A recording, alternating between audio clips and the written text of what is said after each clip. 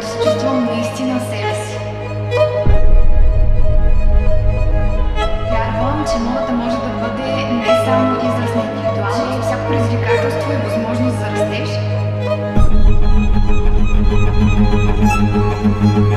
За мен това е като мисия – да вдъхновявам хората да правят малки, но значими промени.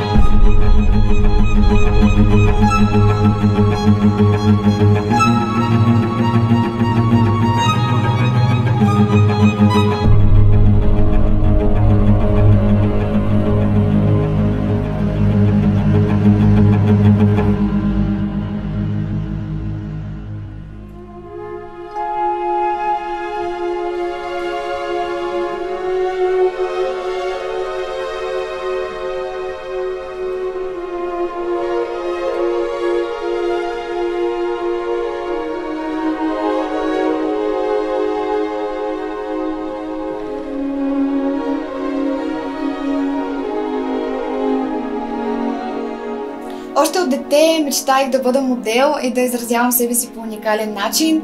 Израснала съм с модели като Тайра Банкс и Хайди Клум. Не пропусках нито един епизод на шоуто Следващия топ модел на Америка, като един ден мечтаях да бъда на мястото на моделите и да нося различни марки дрехи. Исках да превърна тази мечта в реалност и като модел открих, че сцената е единственото място, където се чувствам наистина себе си.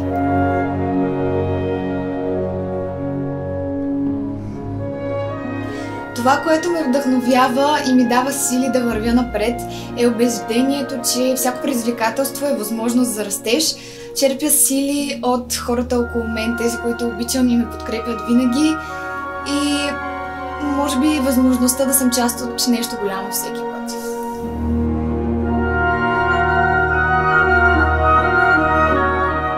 Преди да изляза на подиума, винаги ме обзема едно такова притеснение и вълнение, но в момента, в който стъпя на сцената, цялото това притеснение изчезва и се появява чувство на енергия, появява се една енергия, която ме обзема, особено когато знам, че в публиката са най-любимите ми хора и знам, че ме подкрепят. Надявам се цялото това вълнение и всичките тези пеперутки в стомаха никога да не изчезнат.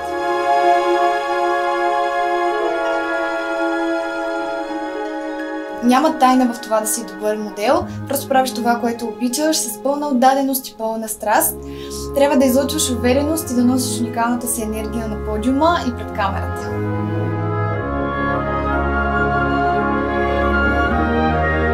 Увереност, професионализъм и дълбока страст към модата. Това са най-важните качества, които аз смятам, че един модел трябва да притежава.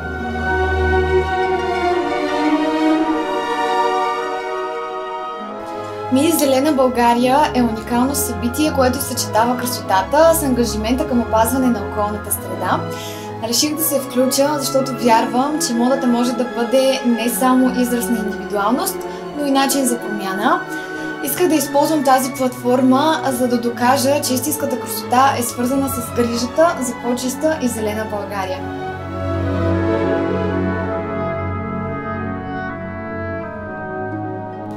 По време на подготовката и репетициите имаше много предизвикателни моменти, но когато видях, че всичко се събира, как започва да се събира и да придобива някаква форма, се изпълних с едно огромно вдъхновение.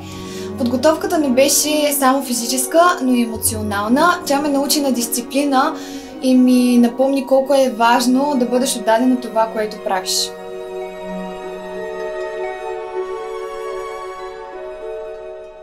На конкурса представихме някои от най-интересните и иновативни брандове. Сред тях бяха Рефлет, Улов Вали, Грация и Бандерол. Всеки от тях внесе своя уникален почерк на конкурса и със сигурност беше изключително удоволствие за мен да нося всяка една от техните колекции.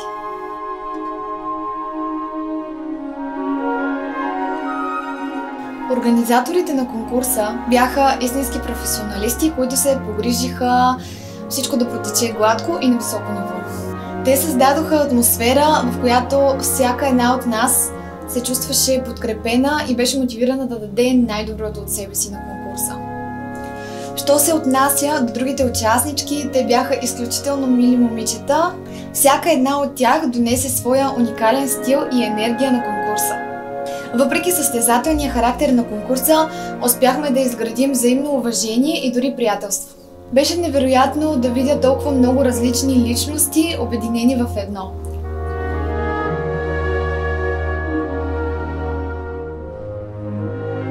Участието ми в този конкурс е вдъхновено от дълбоката ми любов към природата и желанието ми да я опазя за бъдещи поколения.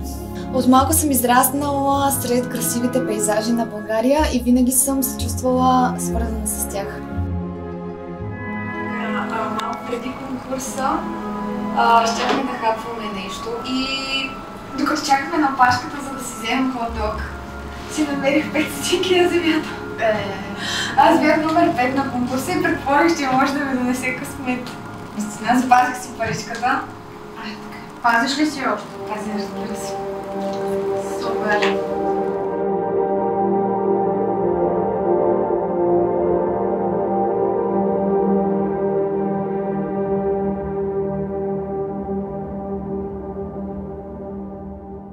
Да бъдеш мис Зелена България означава да бъдеш посланник на природата. Нека използваме гласа си, за да подчертаем колко е важно да се грижим за опазването на нашата родина и още повече за нашата планета. За мен това е като мисия – да вдъхновявам хората да правят малки, но значими промени, които могат да доведат до голямо въздействие върху нашето бъдеще.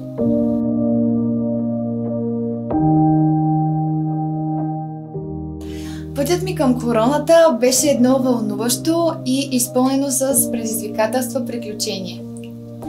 Започна с ясна визия и страст към модата и екологичните каузи, които ме водеха през целия този път.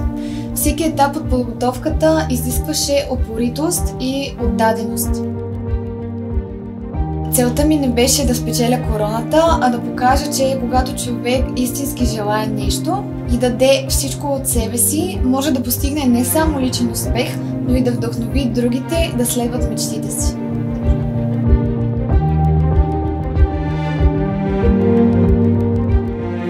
Моят съвет към тези, които искат и мечтаят да се занимават с мода, е да се фокусират върху две основни неща – страст и упоритост. Най-важното е да знаем, че няма асансьор към успеха и че всички трябва да минем по стълбите. Запомнете, че неуспехът не е противоположност на успеха, а стъпка по пътя към реализирането на истинския успех.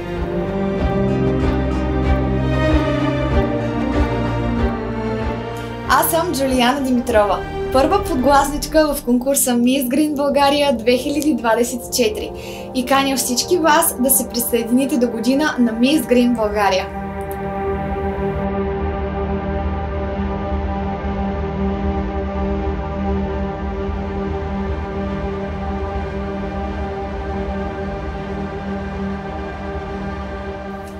Супер! Кажи думичката, чук! Чук! Супер! Браво, Джули.